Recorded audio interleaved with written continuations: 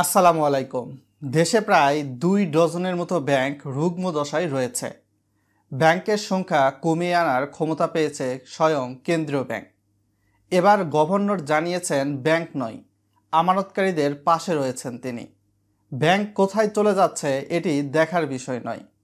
Bank resolution act 2025 এটি কিন্তু এখন গ্যাজেট হিসাবে প্রকাশ পেয়েছে, যার মাধ্যমে কোনো একটা ব্যাংক যদি অকার্যকর বলে কেন্দ্রীয় ব্যাংক মনে করে বা অকার্যকর দশায় চলে যায়, গ্রাহকদের সঠিকভাবে আমানত দিতে না পারে, সেক্ষেত্রে কিন্তু সেই ব্যাংকগুলোর বিরুদ্ধে ব্যবস্থা গ্রহণ করবে স্বয়ং কেন্দ্রীয় ব্যাংক নিজেই।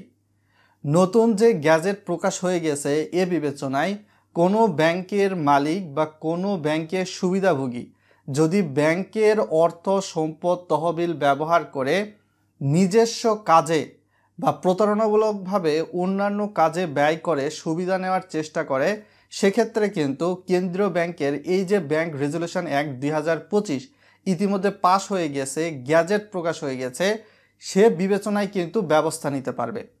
যার ফলশ্রুতিতে এখন যে দুর্বল ব্যাংকগুলো আমরা শুনতেছি 2 ডজনের মতো, এই ব্যাংকগুলো নিয়ে চিন্তিত হওয়ার আর কোনো কিছুই নেই এই ব্যাংকগুলোর গ্রাহকদের।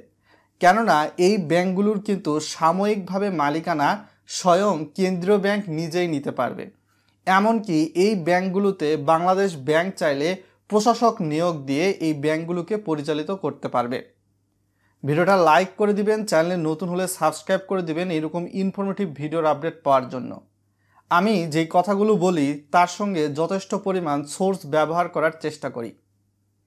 ব্যাংক রেজুলেশন অ্যাক্ট 2025 এই যে আইন বা গ্যাজেট প্রকাশ হয়ে গেছে, এখানে প্রায় 94 থেকে 98টি ধারা রয়েছে। এই ধারা মেনেই কিন্তু দেশের যেই ব্যাংকগুলো এখন দুর্বল অবস্থায় দেখতে পাচ্ছেন, গ্রাহকদের হয়তোবা চাহিদা অনুপাতে আমানত দিতে পারছে না, তাদের বিরুদ্ধে কিন্তু ব্যবস্থা গ্রহণ করবে। আর কেন্দ্রীয় ব্যাংক সাময়িকভাবে মালিকানা নিয়ে এটিকে কিন্তু কার্যকর করার চেষ্টা করবে। আপনাদের হয়তোবা মনে আছে, আজ থেকে 20-25 বছর আগে ইবিএল এর নাম তো শুনেছেন, বা ইনস্ট্যান্ট ব্যাংক আজকের এই দশায় শক্তিশালী পর্যায়ে ছিল না। কয়েক যুগ আগে সিটি ব্যাংকও কিন্তু দুর্বল দশায় গিয়েছিল। ওই সময় ওই ব্যাংকগুলোর মালিকানা কিন্তু সরকার নিজের কাছে নিয়ে এসেছিল সাময়িকভাবে। এখন ওই ব্যাংকগুলো মনিটরিং করার মাধ্যমে সর্বোচ্চ উচ্চতায় পৌঁছে গিয়েছে শক্তিশালী নির্দেশকে।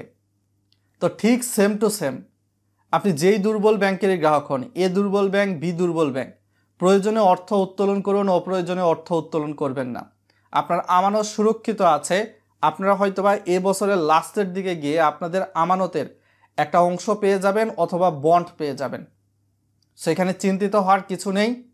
কেন্দ্রীয় ব্যাংক এই যে দুর্বল ব্যাংকগুলো রয়েছে, এই ব্যাংকগুলোকে চাইলে ব্রিজ ব্যাংকে রূপান্তর করে কিন্তু এই ব্যাংকগুলো পরিচালনা করতে পারবে নতুন যে অধ্যাদেশ আইন রয়েছে। অর্থাৎ যে দুর্বল ব্যাংকগুলো দেউলিয়াত্বের পর্যায়ে চলে গিয়েছে বা অকার্যকর পর্যায়ে চলে গিয়েছে, সেগুলোকে সঠিকভাবে ফিরিয়ে আনার দায়িত্ব স্বয়ং বাংলাদেশ সরকারের কেন্দ্রীয় ব্যাংকের।